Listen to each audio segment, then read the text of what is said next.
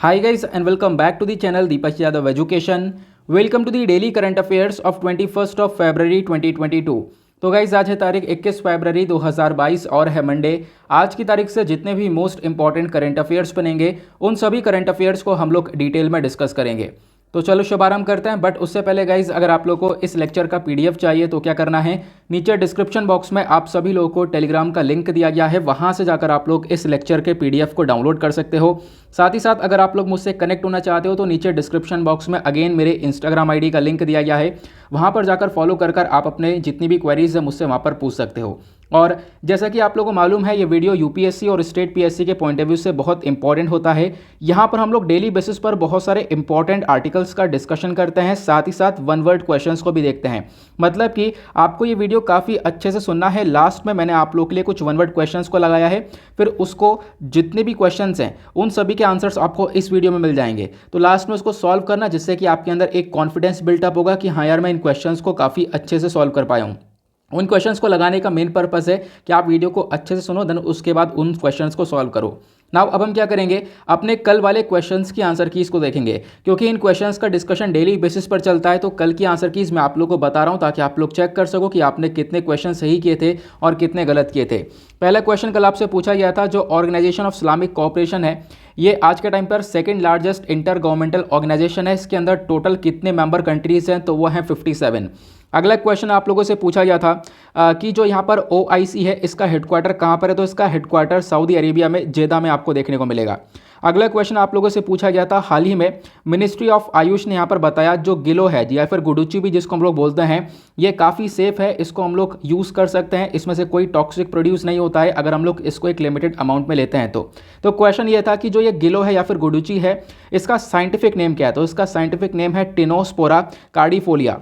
अगला क्वेश्चन आप लोगों से पूछा गया था, जो मेदाराम जतरा है जो एक फेस्टिवल है, इसको हम लोग एक और नाम से भी जानते हैं, वो नाम क्या है, तो वो नाम है समक्का सरलमा जतरा।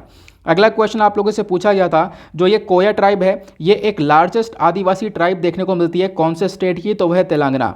अगला क्वेश्चन आप लोगों से पूछा गया था, ऐसी कौन सी बॉडी है जिसने अभी डार्काथन को लॉन्च किया था, मैंने आप लोगों को डार्क वेब के बारे में काफ़ी डिटेल से समझाया था, आपको पता होगा, तो वो बॉडी है NCB narcotics control bureau. I hope आप लोगों ने सभी लोगों ने इन सभी क्वेश्चंस के आंसर्स बिल्कुल सही सही दिए होंगे। नाउ अब हम क्या करेंगे, अपने डिस्कशन को स्टार्ट करेंगे। ये हमारा आज का सबसे पहला आर्टिकल है, बहुत ज़्यादा इंपॉर्टेंट आर्टिकल है हमारे एग्जामिनेशन के पॉइंट ऑफ व्यू से। और देखो इंडिया और UAE बहुत ज़्यादा चर्चा में है। तो अभी रिसेंटली इंडिया और UAE के बीच में एक वर्चुअल समिट हुआ था, तो उस समिट के अंदर काफ़ी कुछ डिस्कशन किया गया, सारी बातें हम क्लियर करेंगे, प्लस इंडिया UAE के रिलेशंस को काफ़ी अच्छे से कवर करेंगे। नाउ जैसा आपको पता है अब हम दो कंट्रीज़ के बारे में यहाँ पर चर्चा कर रहे हैं, तो सिंपली इस आर्टिकल को आप लोग रिलेट कर सकते हो GS पेपर 2 से, इंटरनेशनल रिलेशन से। और पहले तो हम लोग कॉन्टेक्स्ट देखेंगे कि आखिरकार ये चर्चा में क्यों है। तो कॉन्टेक्स्ट अगर हम बात करें तो हाल ही में एक वर्चुअल समिट का मतलब एक वीडियो कॉन्फ्रेंस के माध्यम से बातचीत हुई थी इंडिया और यूनाइटेड अरब एमिरेट्स के बीच में। और इससे पहले भी अगर हम बात करें पिछले साल की, तो पिछले साल सितंबर 2021 के अंदर अगेन भारत और UAE ने फॉर्मली डिस्कशन किया था कॉम्प्रहेंसिव इकोनॉमिक पार्टनरशिप एग्रीमेंट को लेकर। तो ये तो हमने ओवरव्यू लिया है, क्यों चर्चा में है मैं डिटेल से बताऊंगा कॉम्प्रहेंसिव इकोनॉमिक पार्टनरशिप एग्रीमेंट होता क्या है, प्लस दोनों के रिलेशंस कहां पर स्टैंड करते हैं, सब कुछ डिटेल से डिस्कस करेंगे। लेकिन उससे पहले हम लोग मैप को देख लेते हैं ज़रा। यहाँ पर आप लोग देख पाओगे, यहाँ पर आपको देखने को मिलेगा ये UAE, ठीक है, UAE यहाँ पर है, ठीक है। इधर चलोगे तो आपको इंडिया भी देखने को मिलेगा, क्योंकि इधर ईरान हुआ, देन उसके बाद आपको पाकिस्तान देखने को मिलेगा, उसके आगे फिर उस बाद में आपको इंडिया देखने को मिलेगा। चलो मैं वर्ल्ड मैप में दिखा देता हूँ, वर्ल्ड मैप भी मैंने लगा रखा है। इस वर्ल्ड मैप को अगर हम लोग जूम करते हैं तो आपको पहले तो यहाँ पर देखने को मिलेगा यह हमारा महान भारत, और इंडिया के कंपैरिजन में आपको यहाँ पर UAE नज़र आ रहा होगा, ठीक है। अब यहाँ पर क्या है, आपको ना यहाँ पर इस वाले मैप में एक एरिया दिख रहा होगा, कौन सा एरिया, पहले तो मैंने आप लोगों को बताया, इधर आपको UAE नजर आएगा, ये वाला एरिया देखना होगा, ये गल्फ है यहाँ पर, वो कौन सी गल्फ है आप लोगों को उस गल्फ का नाम बताना है। अगर आप लोग मैप अच्छे से फॉलो करो तो आपको ये क्लियर होगा, मैंने काफ़ी बार इसके बारे में बता रखा है, ठीक है। आगे बढ़ते हैं तो अभी आप देख पाओगे ये अग्रीमेंट हुआ है, ये अग्रीमेंट यहाँ पे डिस्कशन हुआ इंडिया UAE के बीच में। अभी कॉम्प्रहेंसिव इकोनॉमिक पार्टनरशिप एग्रीमेंट भी हो चुका है, तो ये अग्रीमेंट क्या था ये भी हम डिस्कस करेंगे। आप देख पाओगे हमारे गोयल साहब बैठे हुए हैं, उधर से UAE के यहाँ पर एक मिनिस्टर आकर बैठे हुए हैं, ठीक है। इधर आपको ये देखने को मिलेगा इंडिया UAE का फ्लैग। आगे बात करते हैं हम लोग डिस्कशन की। तो जो मीटिंग हुई है, इस मीटिंग के अंदर कौन कौन से पॉइंट्स के ऊपर चर्चा हुई, की हाईलाइट्स क्या है। सबसे पहला पॉइंट है कॉम्प्रहेंसिव स्ट्रेटेजिक पार्टनरशिप, मतलब दोनों कंट्रीज अपने पार्टनरशिप को और कैसे इंक्रीज कर सकती हैं, उसको लेकर डिस्कशन हुआ। नई नई बाउंड्रीज क्या क्या होंगी, नया माइलस्टोन कैसे अचीव किया जा सकता है, किस किस चीज़ के ऊपर हम लोग डिस्कशन करके अपने रिलेशंस को और ज़्यादा बेहतर बना सकते हैं। ठीक है, अब यहाँ पर क्या है, इंडिया और यूएई ने बहुत सारे एरियाज़ के ऊपर फोकस किया है। जैसे कि दोनों ने मिलकर अपने ऑब्जेक्टिव्स शेयर किए, आपस में डिस्कस किए हैं कि किस प्रकार से दोनों कंट्रीज अपने व्यापार को, नया जो ट्रेड है उसका डेवलपमेंट कर सकती हैं, इन्वेस्टमेंट कैसे इंक्रीज किया जा सकता है, नए नए इनोवेशंस के ऊपर कैसे काम किया जा सकता है। ठीक है, तो इन सब चीज़ों को लेकर ये डिस्कशन हुआ। अब ये तो आपने समझा कि क्या क्या हमने चर्चा की है। उसमें पहला पॉइंट आता है डिफेंस और सिक्योरिटी। तो यहाँ पर डिफेंस और सिक्योरिटी को लेकर जो चर्चा हुई है, यहाँ पे दोनों कंट्रीज़ ने मिलकर अग्री कर लिया है कि दोनों मिलकर मैरीटाइम कोऑपरेशन को इंक्रीज करने वाली हैं। जो समुद्र वाला यहाँ पर एरिया है उसके अंदर दोनों कंट्रीज़ मिलकर साथ में काम करेंगी। खासकर जो रीजन है, खासकर इंडो पैसिफिक रीजन हुआ, प्लस आप देख पाओगे, मैंने आपको बताया ना, यूएई के पास में आपको इधर देखने को मिलेगा ओशन, और इंडिया के पास में आपको देखने को मिलेगा। तो ये जो समुद्र वाला एरिया है, उस समुद्र वाले एरिया के अंदर कैसे शांति को बनाया जा सकता है, इसको लेकर दोनों कंट्रीज़ मिलकर काम करेंगी। क्लियर हुआ। साथ ही साथ यहाँ पर दोनों कंट्रीज ने मिलकर फोकस किया है कि हम लोग एक्सट्रीमिज्म और टेररिज्म के अगेंस्ट में कैसे लड़ेंगे। ठीक है, मतलब कि आतंकवाद के अगेंस्ट में कैसे कंट्रीज फाइट करेंगे, इसको लेकर डिस्कशन किया गया। आतंकवाद के अगेंस्ट में साथ ही साथ क्रॉस बॉर्डर टेररिज्म को रोका जाएगा। तो इन चीज़ों के ऊपर, बेसिक सी चीज़ों के ऊपर फोकस किया है।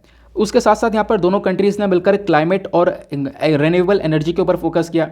दोनों कंट्रीज़ ने मिलकर अग्री किया है कि हम लोग क्या करेंगे, एक दूसरे को सपोर्ट करेंगे ताकि एक दूसरे की जो कंट्रीज़ हैं वो यहाँ पर क्लीन एनर्जी मिशन को अचीव कर पाए।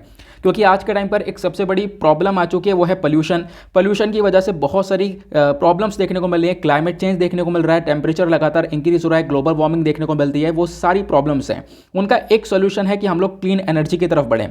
हमारे पास एक क्लीन एनर्जी होगी तो उससे हम लोग पोल्यूशन भी कम कर पाएंगे। तो दोनों कंट्रीज ने मिलकर डिस्कस किया कि हम एक दूसरे को सपोर्ट करेंगे और साथ में मिलकर एक हाइड्रोजन टास्क पूरा करेंगे। और हाइड्रोजन यहाँ पर आप देख पाओगे, हमारे पास एक क्लीन एनर्जी देखने को मिलेगी, तो हाइड्रोजन का हम लोग इस्तेमाल करेंगे। जैसे कि हम लोग आज के टाइम पे फॉसिल फ्यूल वगैरह इस्तेमाल कर रहे हैं, जहाँ पर कोयले वगैरह का इस्तेमाल हो रहा है, पावर के लिए हम लोग काफ़ी सारी चीज़ों का इस्तेमाल कर रहे हैं, जिससे पोल्यूशन काफ़ी ज़्यादा हो रहा है, तो उसको हम लोग हाइड्रोजन से रिप्लेस कर सकते हैं, खासकर ग्रीन हाइड्रोजन से। तो दोनों कंट्रीज ने मिलकर फोकस किया है कि हमारा स्पेशल फोकस रहने वाला है ग्रीन हाइड्रोजन को प्रोड्यूस करने के ऊपर। तो ग्रीन हाइड्रोजन को प्रोड्यूस किया जाएगा। ग्रीन हाइड्रोजन कैसे प्रोड्यूस किया जाता है, मैंने आप लोग को पहले भी बता रखा है। वाटर के अंदर इलेक्ट्रोलिसिस की जाती है। इलेक्ट्रोलिसिस मतलब कुछ पावर से क्या करेंगे, कुछ पावर का यूज़ करके इस पानी को स्प्लिट कर देंगे। स्प्लिट मतलब बांट देंगे। इसमें से यहाँ पर हम लोग हाइड्रोजन अलग कर देंगे, पानी में से ऑक्सीजन अलग कर देंगे। जो हाइड्रोजन अलग कर दी गई है उसको निकाल कर हम लोग यूज़ कर सकते हैं। उस हाइड्रोजन से इलेक्ट्रिसिटी बना सकते हैं, एज अ पावर उसका इस्तेमाल कर सकते हैं। ठीक है, तो बेसिकली दोनों कंट्रीज मिलकर ग्रीन हाइड्रोजन का प्रोडक्शन करने वाली हैं, ये फोकस किया गया। साथ ही साथ दोनों कंट्रीज ने मिलकर बोला है हम लोग टेक्नोलॉजीज़ को लेकर काम करेंगे। ठीक है, टेक्नोलॉजीज़ के साथ साथ हमने अपने ई बिजनेस को प्रमोट करेंगे, ई पेमेंट सॉल्यूशंस लेकर आएंगे, और जो स्टार्टअप्स वगैरह हैं वो प्रमोट किया जाएगा दोनों कंट्रीज़ के बीच में। साथ ही साथ एजुकेशन को लेकर कोऑपरेशन करेंगे। ठीक है, और यहाँ पर इनफैक्ट अग्रीमेंट ये भी हुआ है कि एक Indian institute of technology UAE के अंदर भी खोला जाएगा। उसके बाद हेल्थ कोऑपरेशन को लेकर डिस्कशन किया गया कि दोनों कंट्रीज मिलकर फोकस करेंगी हेल्थ इंफ्रास्ट्रक्चर को कैसे बिल्ड किया जा सकता है इंडिया के अंदर, और उसको कैसा बेहतर बनाया जा सकता है। उसके लिए यूएई की कंपनीज हमारे यहाँ पे इन्वेस्टमेंट करने वाली हैं, उस इन्वेस्टमेंट को और इंक्रीज भी किया जाएगा। प्लस भारत यूएई के साथ कोलैबोरेट करेगा कि जो काफ़ी सारे ऐसे एरियाज़ हैं या फिर काफ़ी सारी ऐसे कंट्रीज़ हैं जिनके पास सिचुएशन ज़्यादा सही नहीं है। ठीक है, मतलब जिनकी सिचुएशन ज़्यादा सही नहीं देखने को मिलेगी, हेल्थ केयर सेक्टर उस कंट्री के अंदर बहुत ज़्यादा डाउन है, तो उन कंट्रीज़ के अंदर भी हेल्थ केयर प्रोवाइड करवाएंगी इंडिया और यूएई साथ में मिलकर। क्लियर हुआ। फिर नेक्स्ट पॉइंट में बताया गया फूड सिक्योरिटी को लेकर कंट्रीज काम करेंगी। ठीक है, दोनों कंट्रीज ने मिलकर डिसाइड किया कि हम लोग अपना कोऑपरेशन बढ़ाएंगे, जो बायलैटरल फूड है, एग्रीकल्चर है, ट्रेड है, इसको बढ़ाएंगे। ठीक है, यहाँ पर इंफ्रास्ट्रक्चर को बढ़ाया जाएगा, तो ये आपको ध्यान रखना है। साथ ही साथ इंडिया का कैसे जो एग्रीकल्चर प्रोडक्ट है वो हम लोग यूएई के अंदर पहुंचाने वाले हैं, इसके ऊपर भी फोकस किया जाएगा। ठीक है, लॉजिस्टिक्स के ऊपर काम किया जाएगा, जिससे जो हमारे फार्म्स हैं, फार्म्स से पोर्ट तक पहुंचाए सामान और फिर उसके बाद यूएई तक सामान पहुंचाया जाए। तो बेसिकली भारत यहाँ पर काफ़ी सारा एग्रीकल्चर प्रोडक्ट भी भेजने वाला है, आप लोग को ध्यान रखना है, इसको लेकर भी एक कोऑपरेशन किया गया है। साथ ही साथ स्किल कोऑपरेशन किया गया है। दोनों कंट्रीज ने मिलकर अग्री किया है कि हम लोग क्या करेंगे, अपनी कंट्री के लोगों के ऊपर स्किल डेवलपमेंट के ऊपर फोकस करेंगे। ठीक है, क्योंकि यहाँ पर देखो सबसे बड़ी ज़रूरत क्या है, मार्केट के अंदर चीज़ें लगातार बदलती रहती हैं। अब यहाँ पर जैसे जैसे चीज़ें बदल रही हैं उसके हिसाब से हमें चलना होता है, तो उसके हिसाब से भी चलना होगा। तो उसके लिए हमेशा ही हम लोग को क्या करना पड़ेगा, अपने स्किल्स को डेवलप करना होगा। तो स्किल डेवलपमेंट को लेकर भी दोनों कंट्रीज़ कोऑपरेशन करने वाली हैं, ये आप लोग को ध्यान रखना है। ये सारा डिस्कशन अभी के मीटिंग में हुआ जो कि मैंने अभी रिसेंटली आपको बताया। साथ ही साथ दोनों कंट्रीज़ ने मिलकर अभी एक दूसरे की इंडिपेंडेंसी को सेलिब्रेट किया। इंडिया ने अपना यहाँ पर अपना इंडिपेंडेंस सेलिब्रेट किया, ठीक है। तो इसके लिए यूएई ने काफ़ी हद तक कॉन्ग्रेचुलेट किया। उसके बाद अभी यहाँ पर 50 ईयर्स हो चुके हैं यूएई के फाउंडेशन को। तो इसको लेकर आप देख पाओगे दोनों कंट्रीज ने मिलकर कॉपरेट किया है, दोनों कंट्रीज ने मिलकर एक दूसरे को आप कह सकते हो सेलिब्रेट किया है, ठीक है, एक दूसरे के इस उत्सव को सेलिब्रेट किया है। तो इसके पर्सपेक्टिव से भी हम देख सकते हैं कि रिलेशन काफ़ी इंपॉर्टेंट है, ठीक है। ये तो डिस्कशन हुआ। साथ ही साथ मैंने आपको बताया ये सारी बातें सेपा के अंदर आपको देखने को मिल जाएंगी, ठीक है। ये बातें तो हुई हैं, साथ ही साथ सेपा एग्रीमेंट भी साइन हुआ है। सेपा क्या है, इसका मतलब है कॉम्प्रहेंसिव इकोनॉमिक पार्टनरशिप एग्रीमेंट। इसके अंदर क्या होता है मैं आपको बताता हूँ। कॉम्प्रहेंसिव इकोनॉमिक पार्टनरशिप एग्रीमेंट जिस भी कंट्री के साथ करते हैं उस कंट्री के साथ हम लोग व्यापार और इन्वेस्टमेंट टाइज को इंप्रूव करने के ऊपर फोकस करते हैं, ठीक है। जैसे कि यहाँ पर क्या होगा, अब दोनों कंट्रीज ने मिलकर सेपा एग्रीमेंट किया तो बिल्कुल व्यापार के ऊपर पूरी तरह से ध्यान रखा जाएगा। देखो सेपा जो एग्रीमेंट है एक प्रकार का एफटीए ही है, फ्री ट्रेड एग्रीमेंट है। इसमें क्या होता है मैं आप लोगों को थोड़ा सा समझाता हूँ। देखो एक प्रकार का एफटीए कैसे देखने को मिलेगा, आपको ध्यान रखना है। फ्री ट्रेड एग्रीमेंट में क्या होता है, जैसे मान लो यहाँ पर इंडिया हुआ और इधर आपको यूएई देखने को मिलेगा, ठीक है। अब हो क्या रहा है, इंडिया मान लो कोई सामान इधर एक्सपोर्ट कर रहा है, यूएई हम लोग को एक्सपोर्ट कर रहा है, तो इन दोनों कंट्रीज़ के बीच में एक्सपोर्ट इंपोर्ट देखने को मिलेगा। अब जब दोनों कंट्रीज़ के बीच में एक्सपोर्ट इंपोर्ट हो रहा है तो कुछ यहाँ पर चार्जेस लगाए जाते हैं, कुछ ड्यूटीज़ लगाई जाती हैं इंडिया के थ्रू, या फिर कुछ चार्जेस और कुछ ड्यूटी लगाई जाती हैं यूएई के थ्रू, ठीक है। तो आपको ये सिस्टम देखने को मिलता है। अब क्या होगा, जब भी हम लोग ये फ्री ट्रेड एग्रीमेंट करते हैं तो फ्री ट्रेड एग्रीमेंट के अंदर बेसिकली ध्यान रखा जाता है कि अब मान लो भारत ने यूएई के साथ ये कॉम्प्रहेंसिव इकोनॉमिक पार्टनरशिप एग्रीमेंट किया, सेपा किया। इसके माध्यम से जो ये एक्स्ट्रा ड्यूटीज़ और चार्जेस लगाए जा रहे हैं ये हटा दिए जाएंगे, ठीक है। ये ड्यूटीज़ और चार्जेस हटा दिए जाएंगे। अब इससे क्या होगा, हम लोग को पैसा भी कम देना होगा, प्लस उसके बाद हमारा प्रोडक्ट जो है वो काफ़ी हद तक हमें सस्ता सा मिलने लगेगा, क्योंकि अदरवाइज़ अगर ये ड्यूटीज़ चार्जेस लगेंगे तो इससे प्रोडक्ट कंट्री के अंदर महंगा बिकेगा, ठीक है। तो सेपा एग्रीमेंट हमारे लिए ऐसे हेल्पफुल रहने वाला है, आपको ध्यान रखना है। तो काफ़ी सारी चीज़ों के ऊपर काम करेंगी कंट्रीज, जैसे कि plastic, agriculture, food products, automobile, engineering, pharmaceuticals. ये कुछ एरियाज़ हैं जो कि बहुत ज़्यादा बूस्टअप होने वाले हैं आने वाले टाइम पर। साथ ही साथ यहाँ पे बोला गया है ये जो डील है, इस डील की वजह से लगभग 10 लाख जो जॉब्स है वो यंग पीपल को मिलेगी कंट्रीज़ के अंदर, ठीक है। साथ ही साथ बताया गया जो ये सेपा एग्रीमेंट है इसका मेजर मकसद ये है कि दोनों कंट्रीज़ के बीच का जो व्यापार है, बायलैटरल ट्रेड है, इसको हम लोग इंक्रीज़ करें। आज के टाइम पर करंट जो व्यापार है वो $60 बिलियन का है और इसको हम लोग फोकस कर रहे हैं इंक्रीज़ करके $100 बिलियन का कर दें आने वाले 5 सालों के अंदर। ये हमारा मेजर मकसद है। तो सेपा क्या है मैंने आपको बता दिया, एक प्रकार का फ्री ट्रेड एग्रीमेंट है जिसके ऊपर काफ़ी सारा निगोशिएशन किया जाता है, काफ़ी सारी छूट दी जाती है, कस्टम्स, कॉपरेशन, इन चीज़ों को देखकर। और ये भी मैंने आप लोगों को बताया एक प्रकार का फ्री ट्रेड एग्रीमेंट है, लेकिन फ्री ट्रेड एग्रीमेंट से ज़्यादा कॉम्प्रहेंसिव वे में होता है ये।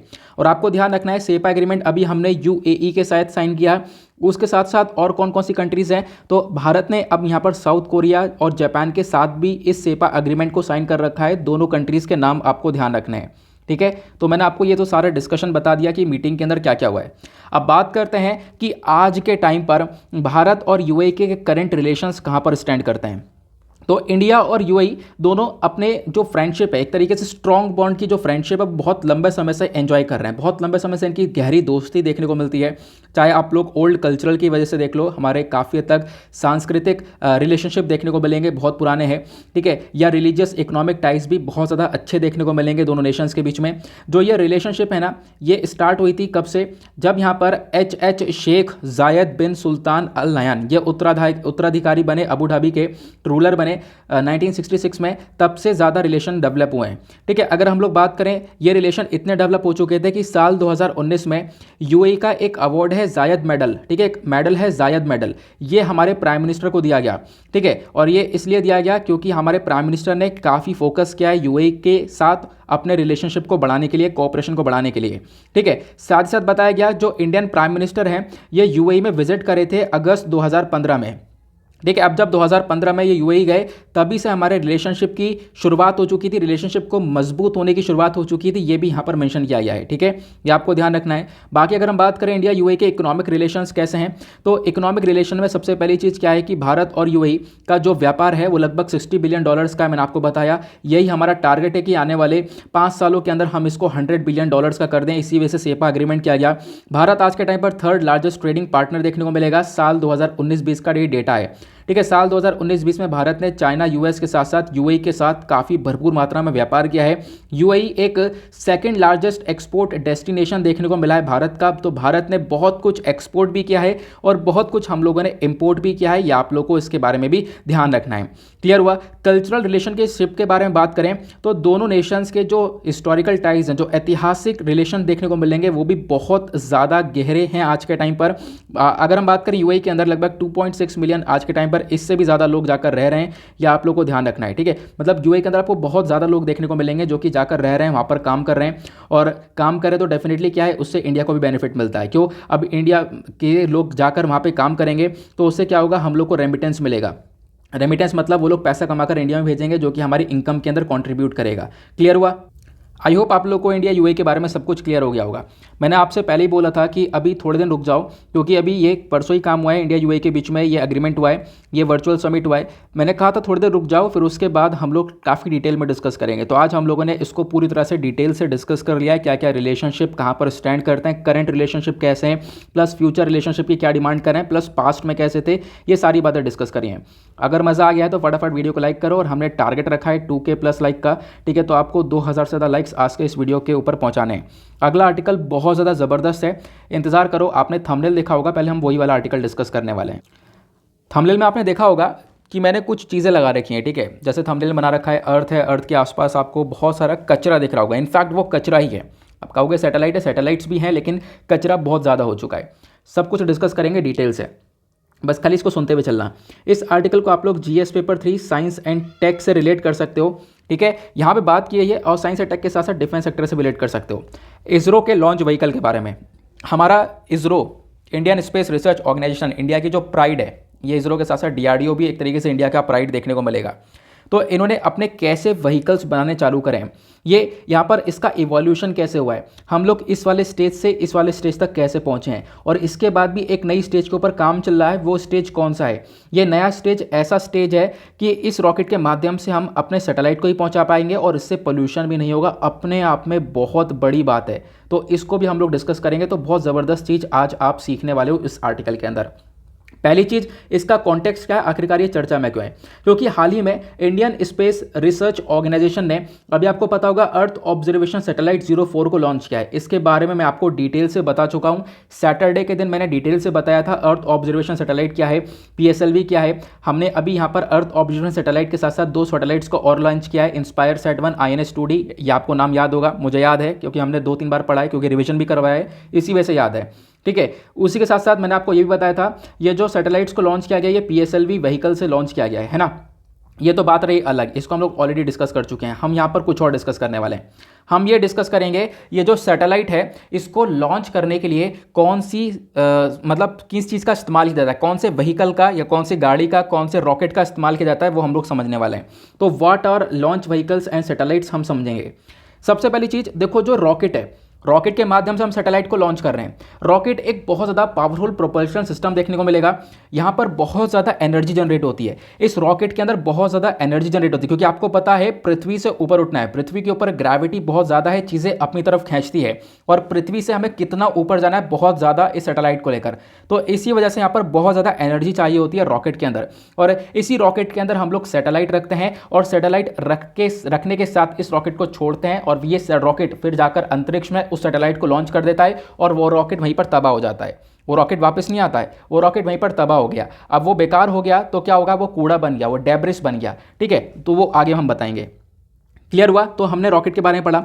उसका सैटेलाइट्स क्या है, देखो रॉकेट जो है यहाँ पर सैटेलाइट्स को कैरी कर सकता है। एक सैटेलाइट को, एक से ज़्यादा सैटेलाइट्स को भी कैरी कर लेता है, आपको पता होना चाहिए इसके बारे में। और यहाँ पर एक चीज़ और भी है कि देखो, ये जो रॉकेट्स है ना, या फिर लॉन्च व्हीकल होता है, मतलब जिस भी माध्यम से हम लोग अपने सैटेलाइट्स को लॉन्च करते हैं, वो लॉन्च करने के बाद सैटेलाइट को उसने अंतरिक्ष में लॉन्च कर दिया, उसके बाद यूजलेस बन जाता है, उसका कोई काम नहीं होता। ठीक है, हालांकि लॉन्च करने के लिए बहुत ज़्यादा काम है, लेकिन यहाँ पर सैटेलाइट को लॉन्च करने के बाद कोई काम नहीं होता। यहाँ पर आप देख पाओगे, मैं एक पिक्चर दिखा रहा हूँ, इस पिक्चर को बस खाली ध्यान से देखना। इस पिक्चर को क्लियर करने के लिए मैंने आपको ऐसे कर दिया है, बस खाली यहाँ पर चीज़ें देखना अच्छे से। देखो 1957 में ये हमारा जो स्पेस के अंदर कूड़ा है, ठीक है, ये हमारा स्पेस हो गया, अंतरिक्ष हो गया, इसमें जो कूड़ा है बिल्कुल ना के बराबर है। लेकिन 2005 तक आप देख पाओगे हमने बहुत सारी सैटेलाइट्स को लॉन्च किया। अब आपको ध्यान रखना है क्या, हमने बहुत सारी सैटेलाइट्स को लॉन्च किया। अब हम बहुत सारी सैटेलाइट्स को लॉन्च कर रहे हैं किसके माध्यम से, रॉकेट के माध्यम से।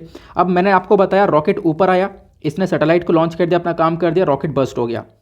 या बहुत सारे हमने सैटेलाइट्स लॉन्च कर गए जो कि फेल मार गए, जो कि यहाँ पर ख़राब हो गए, जो कि ख़त्म हो गए। तो क्या है, ये सब स्पेस के अंदर ही तो घूम रहा है। तो यहाँ पर 2005 में ये आप देख पाओगे कुछ इस प्रकार की इमेजेस हमारे पास आती हैं, ये हाल देखने को मिलेगा अंतरिक्ष का। फिर आते हैं 2018 के आसपास। 2018 में आप देख पाओगे इस प्रकार से हमने यहाँ पर इतना ज़्यादा कार्रवाई काम जो है इसके अंदर बढ़ा दिया है। ठीक है, यहाँ पे काफ़ी सारे सैटेलाइट्स लॉन्च कर दिए गए हैं और भी बहुत सारी चीज़ें लॉन्च करी गई हैं, जिसकी वजह से कूड़ा करकट बहुत ज़्यादा बढ़ चुका है। बताया ये जा रहा है 2030 तक क्या होगा। तो यहाँ पर ये नासा की वेबसाइट से पिक्चर उठाया गया है। एग्जैक्टली आप देख पाओगे 2030 तक कुछ ऐसी इमेज दिखने वाली है। एक प्रिडिक्शन है कि भाई ऐसी इमेज होगी, स्पेस के अंदर बहुत ज़्यादा कूड़ा हो जाएगा। ठीक है, अभी इसी कूड़े को, इसी कचरे को हम लोग बोलते हैं डेब्रिस, ये आपको ध्यान रखना है। क्लियर हुआ? तो इसका सोल्यूशन क्या हो सकता है आगे मैं आप लोगों को बताऊंगा। अभी फिलहाल क्या है, हम लोग अब बात करने वाले हैं कि हम लोग जो सैटेलाइट को लॉन्च करते हैं वो कौन कौन से व्हीकल से लॉन्च करते हैं, उस मतलब किस किस प्रकार के व्हीकल है हमारे पास। तो आपको ध्यान रखना है, जब भी हम लोग सैटेलाइट को लॉन्च करते हैं तो हमारे लिए दो ऑर्बिट हैं। एक होता है लो अर्थ ऑर्बिट, दूसरा होता है हायर ऑर्बिट। दोनों के बीच में क्या डिफरेंस मैं आपको समझाता हूँ। देखो, जो ज़्यादातर सैटेलाइट्स लॉन्च की जाती हैं वो लो अर्थ ऑर्बिट पर या फिर लियो ऑर्बिट पर लॉन्च की जाती हैं। लो अर्थ ऑर्बिट कितनी दूरी पर है, मान लो यहाँ पर ये पृथ्वी हुई, और पृथ्वी से जब आप ऊपर चलोगे तो लगभग 180 किलोमीटर से 2000 किलोमीटर तक यहाँ पर जो एरिया है, 180 किलोमीटर से 2000 किलोमीटर तक का जो एरिया आपको ऊपर देखने को मिलेगा वो हमारा लो अर्थ ऑर्बिट, मतलब आप कह सकते हो 2000 किलोमीटर तक का एरिया पे जो ऑर्बिट देखने को मिलेगा वो हमारा लो अर्थ ऑर्बिट कहलाता है। ठीक है, तो आपको ध्यान रखना है। तो ज़्यादातर हम लोग सैटेलाइट्स अपनी 2000 किलोमीटर के एरिया, 180 से 2000 किलोमीटर तक के एरिया पर लॉन्च करते हैं, आपको ध्यान रखना है। क्लियर हुआ? और उसके बाद ज़्यादातर हमारी सैटेलाइट्स वहीं पर रहती हैं, ज़्यादातर हमारा काम जो है इतने डिस्टेंस के बीच में ही होता है। लेकिन एक होता है हायर ऑर्बिट, आपने लो अर्थ ऑर्बिट समझा, दूसरा हायर ऑर्बिट। हायर ऑर्बिट का मतलब है ये पृथ्वी हुई, पृथ्वी से आपको ऊपर जाना पड़ेगा 36,000 किलोमीटर। 36,000 किलोमीटर जब आप ऊपर जाओगे तो ये जो ऑर्बिट होगा, इस ऑर्बिट में जब सैटेलाइट को लॉन्च करोगे इसको हम लोग बोलते हैं हायर ऑर्बिट। या फिर इन सैटेलाइट्स को, जो सैटेलाइट हम लोग यहाँ पर इस वाली ऑर्बिट पर लॉन्च करते हैं, इसको हम लोग जियो स्टेशनरी सैटेलाइट बोलते हैं। ठीक है, आपको ध्यान रखना है। और इसका नाम भी बता दूं, ये जो हमारा मैंने आपको बताया एक ऑर्बिट यहाँ पर आपको देखने को मिलेगा 2000 किलोमीटर दूर, जो ये वाला ऑर्बिट होता है इसको हम लोग लो अर्थ ऑर्बिट बोलते हैं। जो दूर होता है ये वाला ऑर्बिट, ये जो 36,000 किलोमीटर दूरी पर होगा, इसको हम लोग बोलते हैं कौन सा, जियो स्टेशनरी ऑर्बिट। ये आप लोग को ध्यान रखना है इसके बारे में। ठीक है, इसके बारे में मैंने आपको काफ़ी बार पढ़ा रखा है। यहाँ पर यह पिक्चर है जियो सिंक्रोनस ऑर्बिट, सॉरी मैं आपको दिखा देता हूँ ये वाला पिक्चर। इसमें पिक्चर में थोड़ा सा और अच्छे से आप लोग को चीज़ें क्लियर हो जाएंगी। एक सेकेंड, यहाँ पर आप देख पाओगे ये जो हमारे लो अर्थ ऑर्बिट हो गया। ठीक है, मान लो ये पृथ्वी हुई, पृथ्वी पर आपको यहाँ पर ज़्यादातर जैसे हम लोग पोलर ऑर्बिट के बारे में डिस्कशन करते हैं। ठीक है, पोलर ऑर्बिट जो होता है ना, एक होता है पोलर ऑर्बिट, ठीक है, जिसके लिए PSLV व्हीकल हमारे पास है, और एक होता है जियो सिंक्रोनस ऑर्बिट जिसके लिए हमारे पास GSLV व्हीकल है। यानी पोलर ऑर्बिट मतलब नॉर्थ पोल साउथ पोल, इस पोल के ऊपर यहाँ पर एक ऑर्बिट होता है जहाँ पे हम लोग अपनी सैटेलाइट्स को लॉन्च करते हैं। ये हो गया पोलर ऑर्बिट। बाकी जियो सिंक्रोनस क्या होता है, यहाँ पर ये ज़्यादा दूरी पर देखने को मिलता है, जो आपको ब्लू कलर का लाइन दिख रहा होगा। अब यहाँ पर पोलर जो ये पोलर ऑर्बिट होता है जो ऐसे पोल पर घूम रहा है, आपको पता होगा इसकी दूरी 200 से 2000 किलोमीटर की दूरी है। मैंने आपको बताया यहाँ पर जो सैटेलाइट है वो अर्थ से तेज फास्ट मूव करती है। इसका मतलब क्या है, मैंने आपको बताया अर्थ भी रिवॉल्व कर रही है, आपको पता होगा है ना, अर्थ भी यहाँ पर घूम रही है। जब अर्थ भी घूमेगी तो इसके यहाँ पर सैटेलाइट भी घूम रहा है, तो सैटेलाइट अर्थ से ज़्यादा तेज़ी से घूम रहा है क्योंकि पास में है। लेकिन जो जियो सिंक्रोनस ऑर्बिट, इस वाले ऑर्बिट पर सैटेलाइट को हम लॉन्च करते हैं, ये सैटेलाइट अर्थ के साथ साथ घूमता है। मान लो यहाँ पर अर्थ ऐसे घूम रहा है, ठीक है, तो यहाँ पर आपको इंडिया देखने को मिलेगा, तो सैटेलाइट भी यहाँ पर ऐसे साथ ही साथ इंडिया, हमने मान लो एक सैटेलाइट लॉन्च किया जो कि इंडिया के ऊपर यहाँ पर निगरानी रखेगा। ठीक है, तो अर्थ घूम रहा है तो अर्थ के साथ साथ यहाँ पर सैटेलाइट भी घूमता है, ना अर्थ से ज़्यादा तेज ना अर्थ से ज़्यादा कम। ठीक है, बिल्कुल अर्थ की स्पीड, जैसे जैसे अर्थ की स्पीड से सैटेलाइट घूम रहा है, मतलब सॉरी जितनी अर्थ अपनी स्पीड से घूम रही है उतनी स्पीड से सैटेलाइट भी यहाँ पर घूमता है। ये आप लोग को ध्यान रखना है। ये होता है जियो सिंक्रोनस ऑर्बिट। ठीक है, लो ऑर्बिट समझा दिया, जियो सिंक्रोनस ऑर्बिट समझा दिया, सैटेलाइट स्पीड बिल्कुल सेम होती है एज अर्थ, ये आपको ध्यान रखना है। ठीक है, बाकी मैंने अभी आपको एक चीज़ क्या बताया है कि एक पोलर ऑर्बिट होता है और दूसरा जियोसिंक्रोनस ऑर्बिट। जो पोलर ऑर्बिट होता है, ठीक है, अब हमें पोलर ऑर्बिट पर कोई सैटेलाइट लॉन्च करनी है तो उसके लिए हम लोगों ने एक व्हीकल बना रखा है पीएसएलवी, ठीक है। पीएसएलवी रॉकेट आपको देखने को मिलेगा जिसे हम लोग बोलते हैं पोलर, ठीक है, पोलर सैटेलाइट लॉन्च व्हीकल। दूसरा यहाँ पर अगर हमें दूरी पर, क्योंकि मैंने आपको बताया जो जियो सिंक्रोनस ऑर्बिट वो 36,000 किलोमीटर दूरी पर है, ये ज़्यादा दूरी पर है, तो इसलिए हमें क्या करना पड़ेगा, अब जब ये ज़्यादा दूरी पर है तो हमें ज़्यादा पावर चाहिए और ज़्यादा बड़ा रॉकेट चाहिए, तो इसकी वजह से यहाँ पर आप देख पाओगे ये हमारे पास है geosynchronous satellite, sorry geostationary satellite launch vehicle, ठीक है। हमारे पास दो व्हीकल्स हैं जो कि सबसे ज़्यादा यूज़ में ले रहे हैं, हालांकि और भी थे और भी हैं भी, और के ऊपर काम भी चल रहा है, मैं भी आपके डिटेल से बताऊंगा उसके बारे में, ठीक है। तो यहाँ पर है, आपने समझ लिया पोलर सैटेलाइट लॉन्च व्हीकल और geosynchronous geostationary satellite launch vehicle. यहाँ पे आप देख पा रहे होंगे जो ये पोलर सैटेलाइट लॉन्च व्हीकल है थोड़ा सा मतलब कि आपको थोड़ा सा ये थिनर देखने को मिलेगा as compare to the GSLV. PSLV यहाँ पर थोड़ा सा मतलब कह सकते हो पतला है, जो बूस्टर वगैरह इसके अंदर लगे हैं, जो यहाँ पे आप देख पाओगे नीचे इसमें बूस्टर लगे हुए हैं, ठीक है, ये बूस्टर है, ये जो बूस्टर है ये भी काफ़ी पतले छोटे लगे हुए हैं, लेकिन यहाँ पर बूस्टर काफ़ी बड़े लगे हुए हैं क्योंकि यहाँ पर जीएसएलवी को काफ़ी दूर जाना होता है। क्लियर हुआ, मैंने आपको काफ़ी सारी चीज़ें यहाँ पर बता दी हैं। नाउ अब हम बात करते हैं कि लॉन्च व्हीकल्स में यहाँ पर इसरो के पास कौन कौन से व्हीकल हैं और कैसे यहाँ पर इवोल्यूशन स्टार्ट हुआ था, मतलब कैसे कैसे व्हीकल्स यहाँ पर शुरू हुए थे। तो इस पिक्चर को बस खाली ध्यान से पढ़ते हुए चलना। देखो, सबसे पहला व्हीकल आया था इसरो के पास सैटेलाइट लॉन्च व्हीकल, जिसको हम लोग SLV के नाम से जानते थे, ठीक है। सैटेलाइट को लॉन्च करने के लिए एक रॉकेट बनाया था, ये पहला रॉकेट था जो कि इसरो ने डेवलप किया था, जिसको हम लोग SLV या फिर सैटेलाइट लॉन्च व्हीकल के नाम से जानते हैं, ठीक है। अब क्या हुआ, एसएलवी के बाद हम लोगों ने दूसरा व्हीकल बनाया जिसको हम लोग ASLV के नाम से जानते हैं, मतलब ऑगमेंटेड सैटेलाइट लॉन्च व्हीकल, ठीक है। तो एसएलवी और ASLV दोनों मिलकर क्या कर सकते हैं, साथ में छोटी छोटी सैटेलाइट्स को कैरी कर सकते हैं, और उन सैटेलाइट्स का जो वजन है वो लगभग वो 150 किलोग्राम का होता था, ठीक है। तो आप कह सकते हो 150 किलोग्राम की अगर कोई सैटेलाइट है तो उसको हम लोग लो अर्थ ऑर्बिट में आराम से लॉन्च कर सकते थे ASLV के माध्यम से और SLV के माध्यम से, ठीक है। तो ये हमारे पास आ गया था। फिर उसके बाद 1994 में हमने PSLV को बना लिया था। PSLV हमारे लिए एक बहुत अच्छा स्टेप रहा, आज के टाइम तक हम लोग PSLV का बहुत बेहतरीन तरीके से इस्तेमाल करते हैं। पोलर सैटेलाइट लॉन्च व्हीकल को सबसे पहली बार लॉन्च किया गया था 1994 में, ठीक है। ये इसरो का मेन रॉकेट बना, आज तक आप देख पाओगे मेन रॉकेट है। हालांकि जो पहले वाला PSLV हुआ करता था उसके अंदर काफ़ी सारी चीज़ें मतलब आपको डाउन तरीके से देखने को मिलती थी, आज के टाइम पर उसको हमने इंप्रूव कर दिया है। हमने PSLV को बहुत ज़्यादा और पावरफुल बना दिया है अपने पुराने वाले PSLV से जब उससे कंपेयर करते हैं तो। क्लियर हुआ, PSLV जो है एक मोस्ट रिलायबल रॉकेट देखने को मिलता है जिसके ऊपर काफ़ी विश्वास करता है इसरो और आज की डेट तक विश्वास करता है, ठीक है। हमने 54वीं फ्लाइट जो कि अभी रिसेंटली आपको पता होगा हमने अर्थ ऑब्जर्वेशन सैटेलाइट 04 लॉन्च करा है, उसके साथ साथ दो सैटेलाइट्स इंस्पायर सैट 1 को लॉन्च किया है हम लोगों ने, उसके बाद हम लोगों ने INS-2D ये 3 सैटेलाइट्स को लॉन्च किया है रिसेंटली, ये भी हम लोगों ने PSLV व्हीकल से लॉन्च किया। तो PSLV व्हीकल काफ़ी रिलायबल देखने को मिलता है। इस PSLV व्हीकल ने सक्सेसफुली 2 स्पेसक्राफ्ट को लॉन्च किया है, चंद्रयान 1 को 2008 में लॉन्च किया था, उसके बाद मार्स ऑर्बिटर स्पेसक्राफ्ट को 2013 के अंदर लॉन्च किया था, ठीक है। तो आपको ध्यान रखना है। और उसके बाद यहाँ पर जो ये इसरो है, इसरो आज के टाइम पर 2 व्हीकल्स का प्रॉपरली इस्तेमाल करता है। वो 2 व्हीकल्स कौन कौन से, एक PSLV और एक GSLV। दोनों के बीच में क्या डिफरेंस होता है मैंने आपको बताया। PSLV यहाँ पर PSLV से थोड़ा सा भारी होता है GSLV। PSLV के अंदर जो बूस्टर्स होते हैं वो थोड़े से पतले होते हैं, GSLV के अंदर बूस्टर्स भी बड़े बड़े होते हैं, क्योंकि GSLV को बहुत दूर जाना है, लगभग 36,000 किलोमीटर्स की दूरी पर यहाँ पर अपने सैटेलाइट्स को लॉन्च करना है। क्लियर हुआ, आई होप आप लोग यहाँ पर काफ़ी अच्छे से क्लियर चीज़ों को कर पाए होंगे। अब बात करते हैं GSLV की। हमने PSLV के बारे में पढ़ लिया, 1994 में हमारे पास PSLV आ गया था। अब बात करते हैं GSLV की, geosynchronous satellite launch vehicle. GSLV थोड़ा सा ज़्यादा पावरफुल होता है, जो भारी बड़ी बड़ी सैटेलाइट होती हैं और हमें ज़्यादा अंदर स्पेस में लॉन्च करनी है तो उसके लिए हम लोग GSLV का इस्तेमाल करते हैं। हालांकि GSLV ने अभी तक 18 मिशन अपने कैरी किए हैं, जिसमें से जो 4 मिशन है वो यहाँ पर फेल मार गए हैं, ऐसा ही बताया गया। यहाँ पर फेल नहीं कहेंगे, बोलेंगे यहाँ पर हमने 4 नए तरीके सीखे हैं आगे सक्सेसफुल होने के, ठीक है। क्योंकि काफ़ी मेहनत लगी है, डेफिनेटली फेल भरे हो गए हों, लेकिन डेफिनेटली बहुत ज़्यादा मेहनत यहाँ पर लगती है, तो फेल नहीं मारे हैं। हम लोग यही कहेंगे कि हम लोगों ने 4 नए तरीके सीखे हैं, ठीक है। साथ साथ अगर हम लोग बात करें जो GSLV है, ये लगभग 10,000 किलोग्राम की जो सैटेलाइट है वो ले जा सकता है, मतलब इसके अंदर इतनी पावर है। 10,000 किलोग्राम की जो सैटेलाइट है वो लो अर्थ ऑर्बिट पर लॉन्च कर सकता है, ठीक है। कहाँ पर, लो अर्थ ऑर्बिट पर। अगर इसे दूर ऊपर लेकर जाना है, जियो सिंक्रोनस अगर ऑर्बिट पर लेकर जाना है तो वहाँ पर थोड़ा सा मुश्किल हो जाता है, क्योंकि इसके लिए थोड़ी सी और ज़्यादा पावर चाहिए होगी। लेकिन यहाँ पर जो मार्क 3 वाला वर्जन है ना, वो भाई एकदम बवाल है। मार्क 3 वाला वर्जन क्या है मैं आपको दिखाता हूँ यहाँ पर, एक सेकेंड मैंने आपके लिए कुछ पिक्चर्स लगा रखे थे, स्टार्टिंग में लगा रखा था, ठीक है। यहाँ पर आप देख पाओगे ये वाला जो वर्जन है।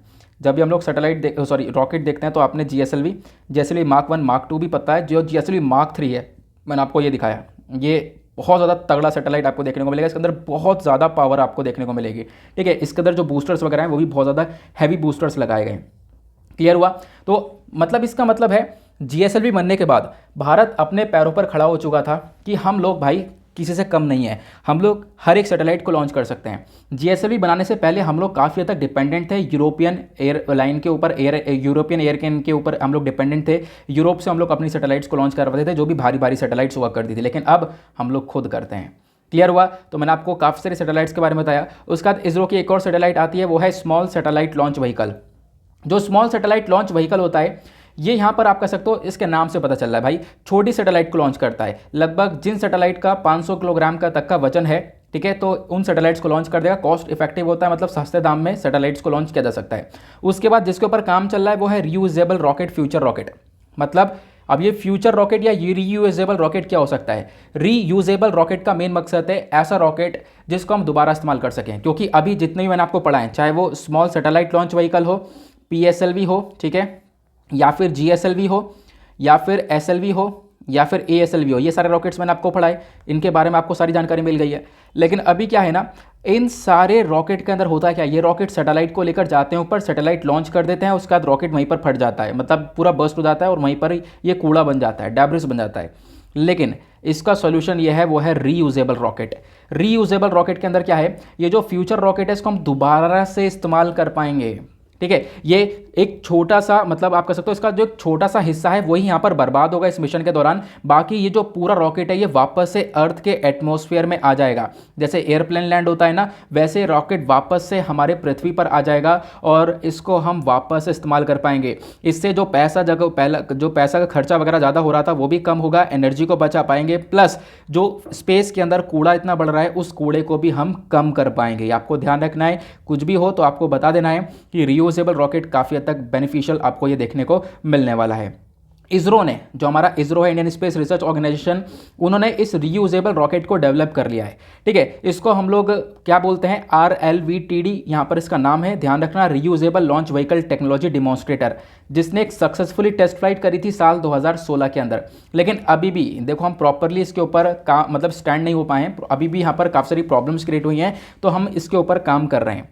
क्लियर हुआ? तो आई होप आपने बहुत कुछ सीखा है इस पर्टिकुलर आर्टिकल के अंदर। नेक्स्ट आर्टिकल की तरफ चलते हैं यार। अगर आपको पसंद आ गया आर्टिकल तो फटाफट वीडियो को लाइक करना, लाइक करके आप अपना सपोर्ट दिखाना ज़रूर, ठीक है, क्योंकि यहाँ पर एक लाइक करोगे, कर ही सकते हो यार, क्योंकि क्या है ना, एक लाइक से वीडियो आगे, मतलब यूट्यूब का ऐसा एल्गोरिथम है कि वीडियो आगे प्रमोट है तो होता है, आगे लोगों तक ये पहुँचता है वीडियो। क्लियर हुआ? ठीक है, नेक्स्ट आर्टिकल पर आते हैं। अगला आर्टिकल बहुत ज़्यादा इंपॉर्टेंट है, बात की गई है India bans import of foreign drones. मतलब कि जो विदेश से हम लोग पहले ड्रोन मंगाते हैं, ड्रोन क्या होते हैं आपको पता होगा, ये आपको ड्रोन देखने को मिलेगा आजकल के टाइम पर, तो आपको सबको पता होगा, शादियों वगैरह के अंदर भी इन ड्रोन्स का इस्तेमाल हो रहा है। नीचे कैमरा लगा है, रिमोट कंट्रोल के माध्यम से हम लोग इन ड्रोन्स को उड़ाते हैं और उसके बाद सारी चीज़ें रिकॉर्ड करते हैं, निगरानी रखते हैं। इन सब चीज़ों के लिए ड्रोन्स का यूज़ देखने को मिलता है, ठीक है। अब क्या हुआ, ये जो ड्रोन है ये हम विदेश से मंगाते थे, बाहर से।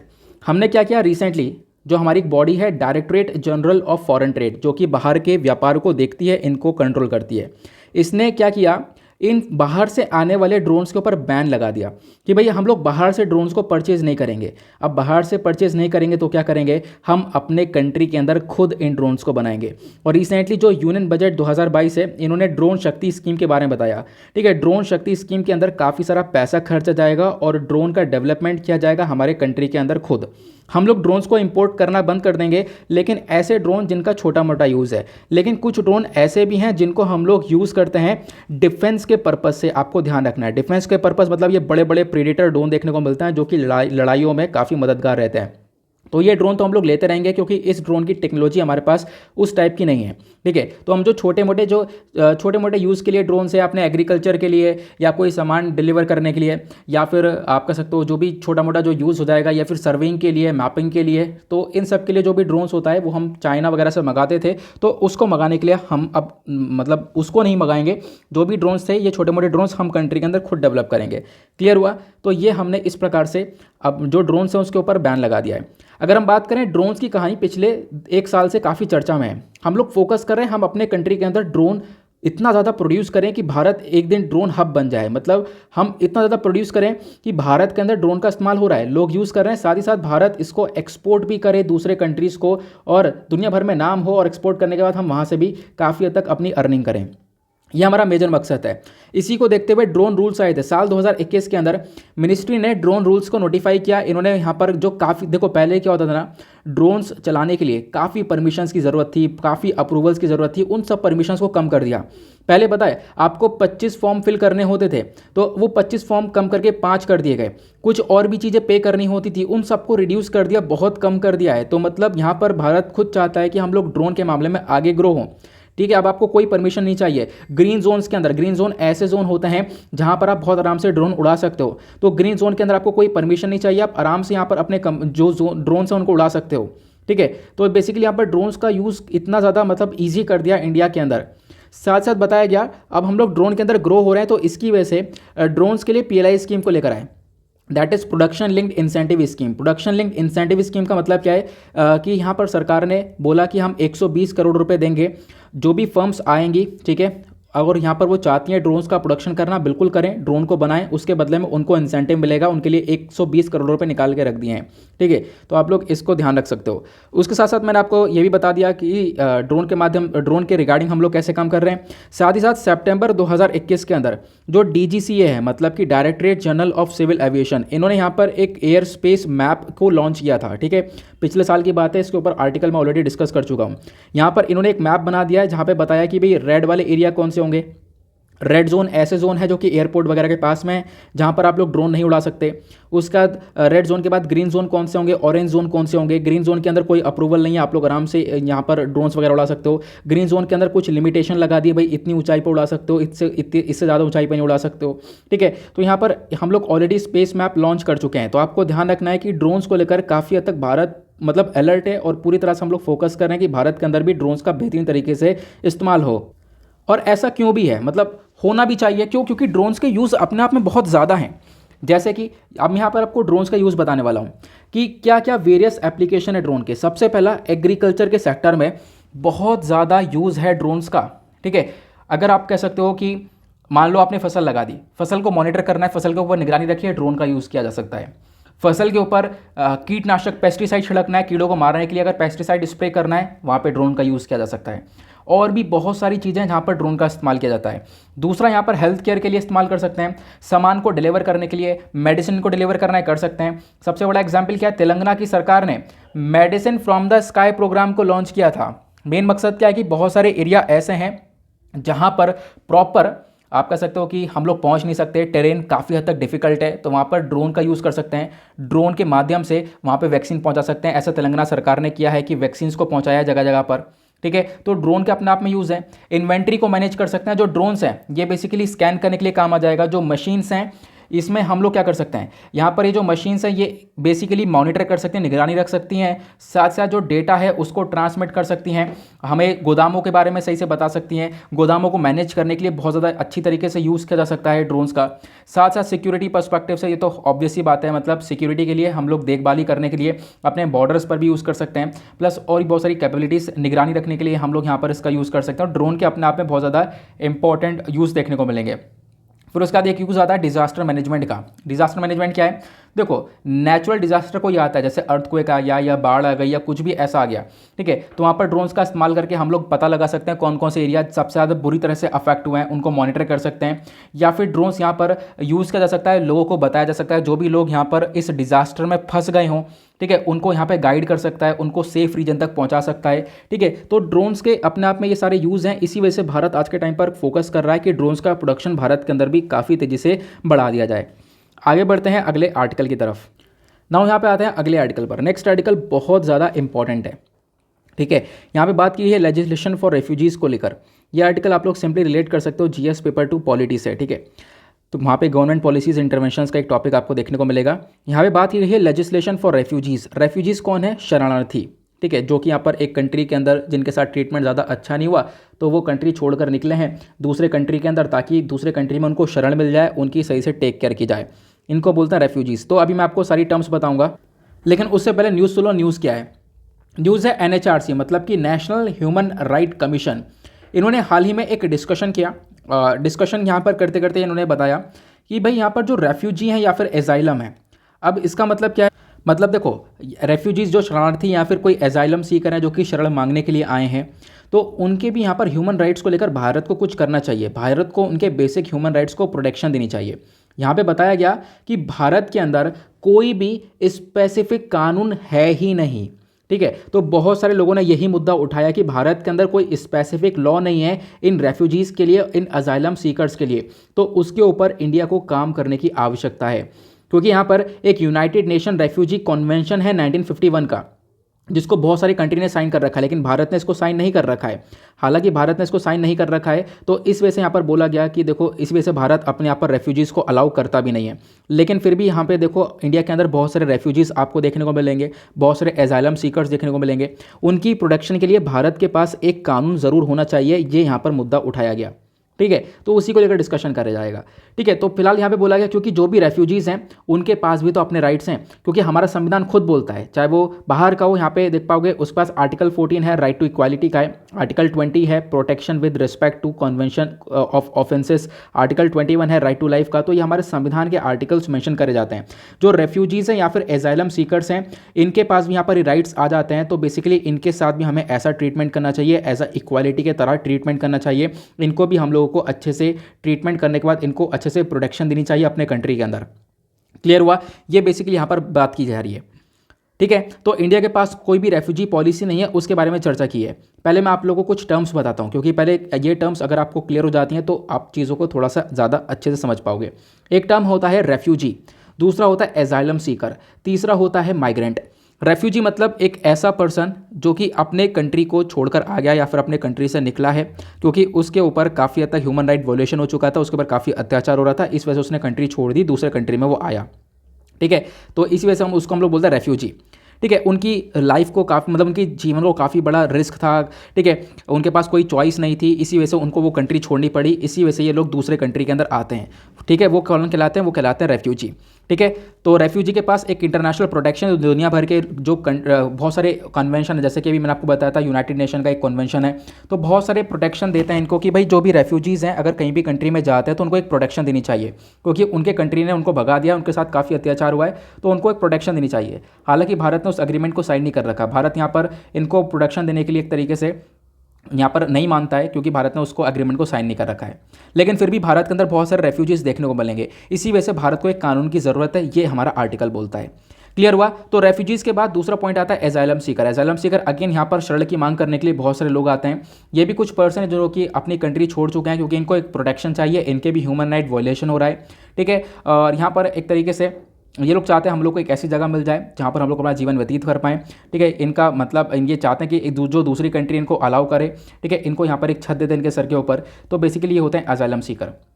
तीसरे होते हैं माइग्रेंट। ठीक है, अब माइग्रेंट में आप बात करें तो यहाँ पर there is no internationally accepted legal definition of a migrant, मतलब कि कोई भी यहाँ पर माइग्रेंट को लेकर ऐसी डेफिनेशन देखने को नहीं मिलेगी। माइग्रेंट मतलब कोई भी हो सकता है, कोई व्यक्ति अपने कंट्री को छोड़कर आया है दूसरे कंट्री में, क्यों? क्या? ताकि दूसरे कंट्री, मान लो कोई म्यांमार को छोड़कर आया भारत में, ताकि म्यांमार से भारत में आया है ताकि भारत के अंदर उसको जॉब मिल जाए। ठीक है, ठीक है, उसको जॉब मिल जाए इकोनॉमिक के पर्पज़ से, वर्किंग के पर्पज़ से, फैमिली को ज्वाइन करने के लिए, कोई भी बहुत बड़े बड़े रीज़न हो सकते हैं। तो माइग्रेंट मतलब एक ट्रैवल करना इधर से उधर, या फिर कुछ और भी रीज़न हो सकते हैं कि म्यांमार में काफ़ी गरीबी आ चुकी है, पॉलिटिकल अनरेस्ट, जैसे कि मैंने म्यांमार का एग्जांपल लिया कि मिलिट्री कू आ चुका है, वहाँ पे तख्ता पलट हो चुका है। ठीक है, या फिर गैंग वॉयलेंस हो रहा है, कोई और सीरियस क्राइम्स हो रहे हैं, तो इसके बेसिस पर यहाँ पर क्या होगा, वो कंट्री एक व्यक्ति छोड़कर आकर दूसरे कंट्री में आ सकता है।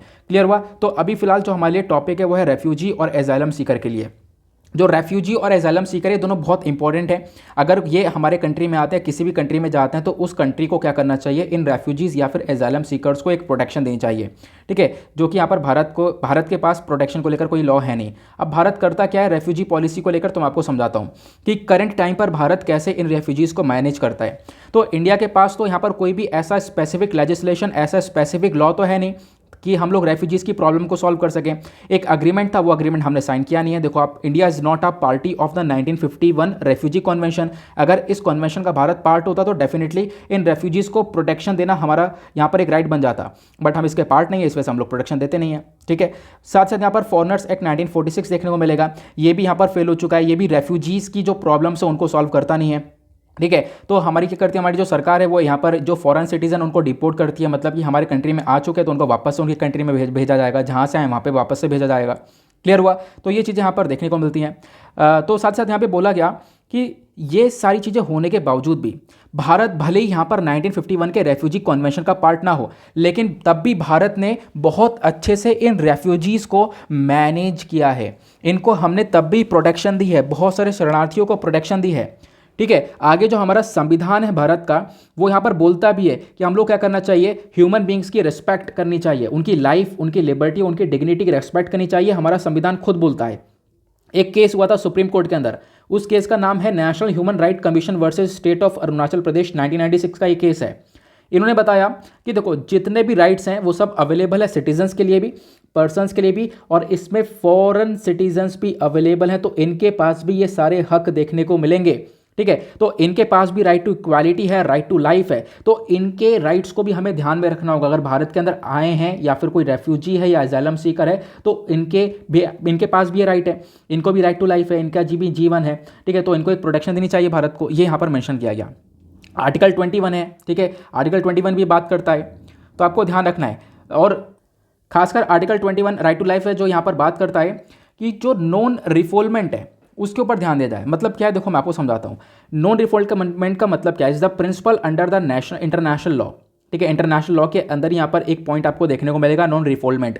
यहाँ पे क्या होता है, कोई पर्सन है जो कि अपने कंट्री से आया है, अपने कंट्री से आया है, तो बेसिकली उसको हम वापस से फोर्स करके उसकी कंट्री में नहीं भेज सकते, क्योंकि अपने कंट्री से निकल कर आए, क्योंकि उसको बहुत सारी प्रॉब्लम्स हुई हैं। ठीक है, मतलब बहुत सारी अत्याचार हुए इसके ऊपर, ह्यूमन राइट वायलेशन हुआ है, इसकी वजह से यहाँ पर वो निकल कर आया दूसरे कंट्री में, तो उसको वापस से नहीं भेजा जाता, तो इसके वापस से भेजा नहीं जा सकता। तो इसके ऊपर भी आपको ध्यान रखना होगा। तो इंडिया को ये सारी चीज़ों के ऊपर ध्यान रखते हुए इंडिया को भी एक लॉ बनाना चाहिए, क्योंकि इंडिया के पास प्रॉपर लॉ नहीं है अभी रेफ्यूजीज़ के लिए। ये यहाँ पर इस आर्टिकल के अंदर मैंशन किया गया। क्लियर हुआ? उसके बाद बताया गया, एक मतलब आपके दिमागी पॉइंट आ रहा होगा, भारत ने अभी तक इन रेफ्यूजीज़ के लिए कोई कानून बनाया नहीं है, तो उसके पीछे वो कारण तो होगा। Why hasn't India framed a law on refugees yet? अभी तक हम लोगों ने क्यों ऐसा कानून या फिर कोई ऐसा लॉ नहीं बनाया इनके लिए? उसके पीछे का रीज़न है, हम लोग रेफ्यूजी के लिए लॉ बना दें लेकिन उसमें इमिग्रेंट्स भी आ जाएंगे। ठीक है, रिसेंटली ऐसा हुआ क्या है, जो बहुत सारे लोग हैं हमारी नेबरिंग कंट्रीज से, हमारे आसपास बहुत सारे देश हैं, आपको देखने को मिलेगा, इधर म्यांमार है, लाओस है, थाईलैंड, बहुत सारे देश आपको देखने को मिलेंगे। तो होता क्या है, यहाँ पर जो बहुत सारे लोग हैं वो नेबरिंग कंट्रीज से क्या होता है, इलीगली इमिग्रेट करते हैं इंडिया की तरफ आ जाते हैं अवैध तरीके से। ठीक है, हालांकि उनके ऊपर कोई अत्याचार नहीं हुआ, उनका कोई भी ह्यूमन वायलेशन नहीं हुआ, वो आराम से अपने देश में रह सकते हैं, लेकिन अपने देश में ना रहकर, क्योंकि भारत के अंदर उनको बेटर इकोनॉमिक अपॉर्चुनिटीज़ मिल रही हैं, तो इस वजह से वो अपने कंट्री को छोड़कर इंडिया के अंदर आ जाते हैं। तो ये एक बहुत बड़ी प्रॉब्लम देखने को मिलती है। तो क्या होगा, उनको भी ऐसा रेफ्यूजी हम लोग देखें क्या? तो यहाँ पर इसी वजह से भारत के अंदर ये बहुत बड़ी प्रॉब्लम रही है। ठीक है, तो इसी वजह से यहाँ पर भारत ने कोई प्रॉपर लॉ नहीं बनाया, क्योंकि अगर लॉ बना दे तो इनको भी फिर प्रोटेक्शन देनी होगी। कोई इमिग्रेंट आता है यहाँ पर बेटर इकोनॉमिक अपॉर्चुनिटीज़ को देखते हुए यहाँ पर कोई अपनी कंट्री को छोड़कर आता है, हालांकि उनके ऊपर कोई अत्याचार ना हो रहा हो, तब भी अगर छोड़कर आ रहे हैं तो इससे डेफिनेटली यहाँ पर इंडिया के अंदर काफ़ी क्राइसिस आ सकते हैं, यहाँ पर बताया गया। तो इस लॉ का काफ़ी बड़ा मिसयूज़ हो सकता है, यह आप लोगों को ध्यान रखना है, ये यहाँ पर भारत ने बोला। फिलहाल यहाँ पर एट द लास्ट यहाँ पर क्या है कि रेफ्यूजीज़ के लिए हमें बहुत ज़्यादा आवश्यकता है, एक कानून की, एक लॉ की आवश्यकता है। ठीक है, और यहाँ पर लॉ की आवश्यकता है कि हम लोग क्या कर सकें, हम लोग अप्रोच कर सकें, बेसिकली इनके राइट्स के ऊपर ध्यान दें, क्योंकि बहुत सारे लोग परेशान होकर इंडिया के अंदर अगर आएंगे या फिर किसी दूसरे कंट्री के अंदर जाएंगे, तो डेफिनेटली हमें यहाँ पर इनके रिगार्डिंग काम करना होगा, ऐसा भी यहाँ पर इस आर्टिकल के अंदर बताया गया। क्लियर हुआ? तो मैंने आपको काफ़ी सारी चीज़ें बता दी हैं, रेफ्यूजीज़, एजाइलम सीकर, माइग्रेंट, प्लस यहाँ पर भारत के पास कोई कानून नहीं है, इसको लेकर रिसेंटली एक एडिटोरियल आया था जो कि शशि थरूर साहब ने लिखा था, तो वो आर्टिकल भी आपका कवर हो गया। तो काफ़ी सारी चीज़ें यहाँ पर मैंने आपके लिए कवर करवा दी हैं इस पूरे आर्टिकल के अंदर। नाउ अब आते हैं नेक्स्ट आर्टिकल की तरफ। और क्या हमारे पास नेक्स्ट आर्टिकल यहाँ पर आता है, एक आर्टिकल जो कि हमारे एनवायरमेंट के पॉइंट ऑफ व्यू से काफ़ी इंपॉर्टेंट है। बात करता है ग्रेटर वन हॉर्न राइनो के बारे में। ये आपको राइनो दिख रहा है, ये आपको गैंडा दिख रहा है, इसकी एक सींग है, तो एक सींग वाला ये राइनो है। ठीक है, तो ध्यान रखना। तो हुआ क्या, इसका कॉन्टेक्स्ट क्या है, हाल ही में एक केस देखने को मिला है कि ये दुनिया का फेमस हॉर्न राइनो है, ठीक है, इसकी पोचिंग हुई है। ठीक है, अब इसकी पोचिंग हुई है कहाँ पर, काजीरंगा नेशनल पार्क असम के अंदर, इसी वजह से चर्चा में है। तो बेसिकली वन हॉर्न राइनो होता क्या, मैं आप लोगों को बता देता हूँ। जब से मैं पढ़ा रहा हूँ तब से हमेशा ही चर्चा में रहता है और इसके ऊपर बहुत सारे क्वेश्चन बन चुके हैं, चाहे हम यूपीएससी प्रीलिम्स के बारे में बात करें या और भी एग्जाम्स के बारे में बात करें, तो वन हॉर्न राइनो के रिगार्डिंग मतलब कहीं ना कहीं क्वेश्चन देखने को मिल ही जाता है। इसी वजह से ये आर्टिकल आपके लिए लगाया गया है। तो पहली चीज़ जो आपको दिमाग में रखनी है, जो वन हॉर्न राइनो है इनकी प्रजाति 5 प्रकार की होती है। ठीक है, 5 प्रकार की प्रजाति देखने को मिलती है राइनो की। वो 5 प्रकार की प्रजाति कौन कौन सी है? एक होते हैं वाइट राइनो, दूसरे होते हैं ब्लैक राइनो, तीसरे होते हैं वन हॉर्न राइनो, चौथे होते हैं जवन और पांचवे होता है सुमत्रन। ठीक है, ये सारे राइनो स्पीशीज़ होती हैं, एशिया के अंदर मिलती हैं, आपको ध्यान रखना है। नाउ अब इन सारे स्पीशीज़ का आईयूसीएन स्टेटस क्या बोलता है आपको बता देता हूँ। Black rhino critically endangered category में, मतलब खतरे में है। ठीक है, व्हाइट राइनो नियर थ्रेटेंड है, मतलब ये खत्म होने वाला है, इसको बहुत ज़्यादा आवश्यकता की जरूरत है। One horn rhino vulnerable category के अंदर है और वन हॉर्न राइनो सबसे ज़्यादा भारत के अंदर पाया जाता है, आपको ध्यान रखना है, भारत के अंदर यही वाला राइनो पाया जाता है। उसका जवन क्रिटिकली इंडेंजर्ड में है, सुमत्रन राइनो अगेन क्रिटिकली इंडेंजर्ड में है। तो ज़्यादातर आपको क्रिटिकली इंडेंजर्ड कैटेगरी के अंदर देखने को मिलेंगे, मतलब पॉपुलेशन की काफ़ी खतरे में है। ठीक है, इनफैक्ट जो सुमत्रन वाला राइनो है ये यहाँ पर मलेशिया से तो पूरी तरह से खत्म हो चुका है, मलेशिया में इसकी प्रजाति विलुप्त हो चुकी है, जहाँ भी बची है थोड़ी बहुत बची है, लेकिन अदरवाइज विलुप्त हो चुकी है।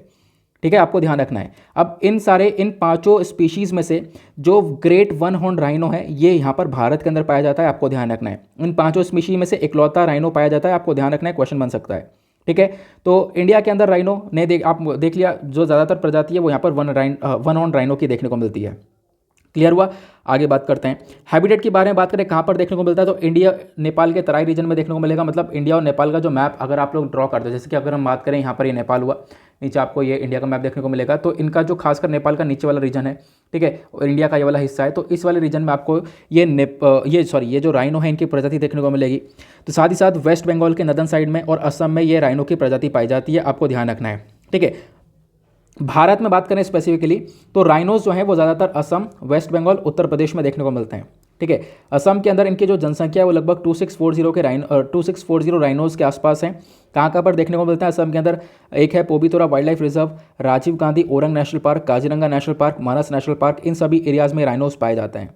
ठीक है, और यहाँ पर बताया गया 2400 के आसपास जो राइनोज है वो आपको काजीरंगा नेशनल पार्क में देखने को मिलेंगे। तो अपने आप में काजीरंगा नेशनल पार्क के अंदर सबसे ज़्यादा राइनोज देखने को मिलेंगे। अब जो वन हॉर्न राइनो है इनका प्रोटेक्शन स्टेटस क्या है, आईयूसीएन स्टेटस क्या है, क्योंकि यहाँ पर आईयूसीएन को लेकर हर साल क्वेश्चन बनते हैं, आप लोगों ने देखे भी होंगे। तो आईयूसीएन के अंदर वल्नरेबल कैटेगरी के अंदर आता है। इनको थ्रेट क्या है, तो यहाँ पर इनकी पोचिंग वगैरह होती है, इलीगल तरीके से ट्रेड होता है, प्लस यहाँ पर हैबिटेट लॉस वगैरह देखने को मिल रहा है। देखो इनको मार दिया जाता है, इनकी सींग के लिए मार दिया जाता है। ठीक है, इनकी सींग का काफ़ी यूज़ करता है, तो इसकी वजह से मार दिया जाता है, ये देखने को मिलती है। और प्लस यहाँ पर काफ़ी हद तक जो अभी फॉरेस्ट वगैरह वो भी बर्बाद हो रहे हैं, ये भी एक काफ़ी बड़ा कारण बन रहा है इनके ख़त्म होने के पीछे का। ठीक है, ये आपको ध्यान रखना है। अगला चीज़ यहाँ पे बताई गई कि हम लोग क्या कर रहे हैं, अगर इतने ही परेशानी में राइनोज हैं, इनकी जनसंख्या ऐसे खत्म हो रही है, तो इनको बचाने के लिए कौन कौन से एफर्ट्स लगाए जा रहे हैं। पहला एफर्ट्स यहाँ पर आपको देखने को मिलेगा, यहाँ पर क्या है, 5 राइनो रेंज नेशन, मतलब कि India, Bhutan, Nepal, Indonesia, Malaysia, इन पांचों कंट्रीज ने मिलकर एक डिक्लेरेशन साइन किया, the New Delhi Declaration on Asian rhinos 2019, ताकि क्या कर सकें, राइनोज की प्रजातियों को बचाया जा सके। दूसरा स्टेप क्या उठाया गया, वो है नेशनल राइनो कंजर्वेशन स्ट्रैटेजी। इसको लॉन्च किया गया था 2019 में, ताकि हम लोग वन हॉर्न राइनोज की प्रजातियों को बचा सकें। अगला इंडियन राइनो विजन 2020 आपको देखने को मिलेगा, इसको लॉन्च किया गया था 2005 के अंदर। यह हमारा एक एम्बिशियस एफर्ट है कि हम लोग यहाँ पर क्या कर सकें, जो राइनो की वाइल्ड पॉपुलेशन है, लगभग आप देख पाओगे वन हॉर्न राइनोज भारत के अंदर पाए जाते हैं, तो इसकी पॉपुलेशन को हम लोग इंक्रीज़ करना चाहते हैं। तो ये भी हम लोगों ने डिसाइड किया 2020 तक हम इसके पॉपुलेशन को इंक्रीज़ करें।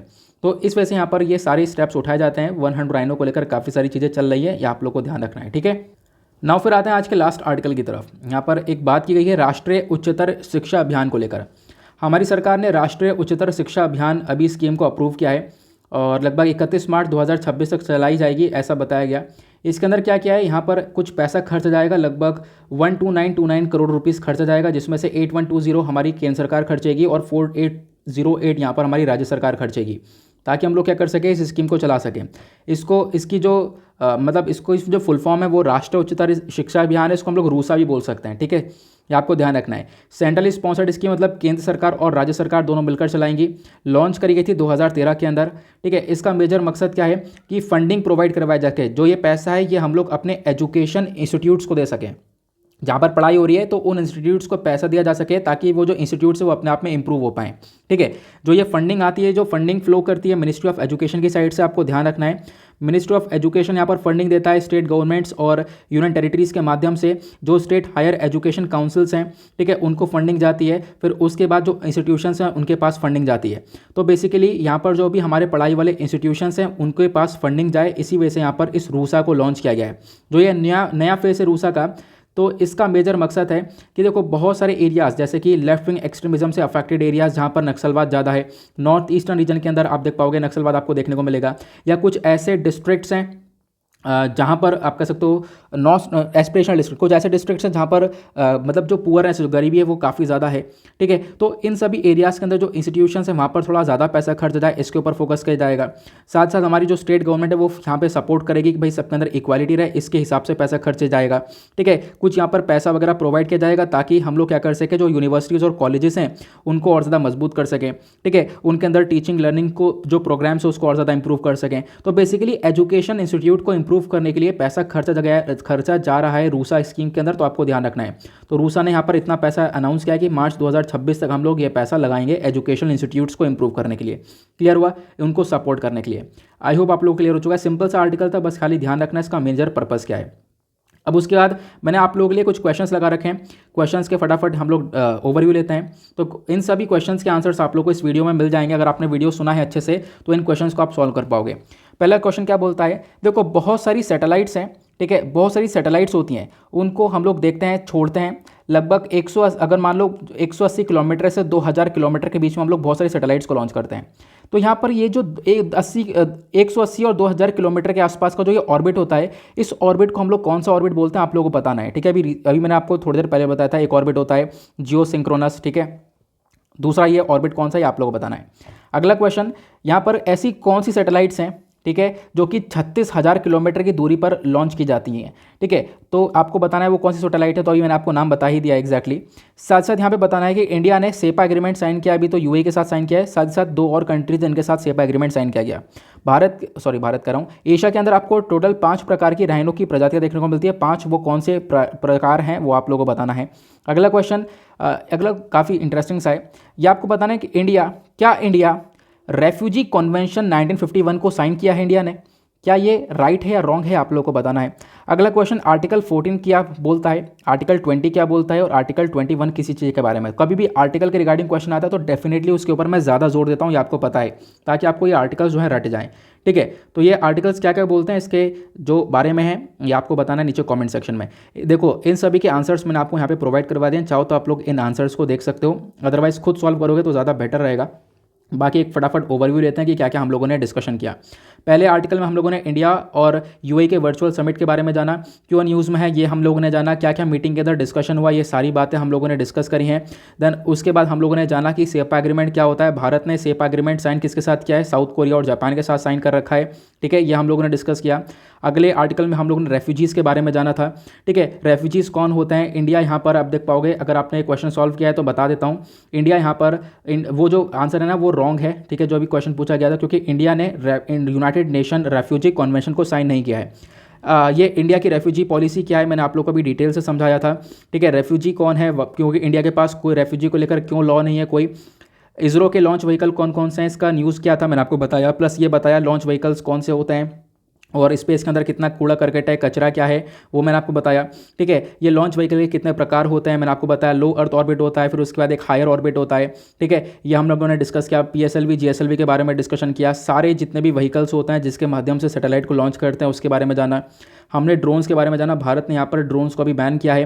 ठीक है, इसका बैकग्राउंड क्या है, ड्रोन रूल्स क्या है, PLI स्कीम हम लोगों ने जारी करी है। प्लस उसके बाद यहाँ पर हम लोगों ने डिस्कस किया ड्रोन शक्ति के बारे में, जो कि अभी बजट के अंदर अनाउंस किया गया है। प्लस ड्रोन्स के क्या क्या यूज़ हो सकते हैं एग्रीकल्चर हेल्थ केयर के मामले में, ये हम लोगों ने डिस्कस किया। फिर नेक्स्ट हम लोगों ने बात की है राष्ट्रीय उच्चतर शिक्षा अभियान के बारे में। सरकार ने इसको अप्रूव किया है ताकि हम लोग अपने एजुकेशन इंस्टीट्यूट्स को इंप्रूव कर सकें, यहाँ पे थोड़ा सा पैसा लगाकर इनको मतलब थोड़ा सा ग्रो कर सकें। तो हमारे देश भर में एजुकेशनल इंस्टीट्यूट्स को फंडिंग के लिए हम लोग इसका यूज़ करते हैं, आपको ध्यान रखना है। तो इसका नया फेज़ क्या है, मैंने आपको बताया, जो नॉर्थ ईस्टर्न स्टेट्स हैं या फिर यहाँ पर जो लेफ्ट विंग एक्सट्रीमिज्म एरियाज़ हैं, कुछ ऐसे एरिया में जहाँ पर प्रॉपरली यहाँ पर सिचुएशन इंफ्रास्ट्रक्चर काफ़ी बेकार है, वहाँ पर भी फंडिंग प्रोवाइड करवाई जाएगी। अगले आर्टिकल में हम लोगों ने ग्रेट वन हॉर्न राइनो के बारे में जाना। ठीक है, ग्रेट वन हॉर्न राइनो 5 प्रकार की प्रजातियाँ होती हैं इसकी। एक होता है वाइट ब्लैक, ठीक है, ये वाइट हुआ, दूसरा ब्लैक हुआ, तीसरा वन हॉर्न राइनो हुआ, चौथा जावानो हुआ और पांचवा यहाँ पर सुमत्रन आपको देखने को मिलता है। IUCN रेड लिस्ट के अंदर क्या क्या स्टेटस इसका बोलता है वो हम लोगों ने डिस्कस किया। कहाँ कहाँ पर ये वन हॉर्न राइनो पाए जाते हैं वो हम लोगों ने डिस्कस किया।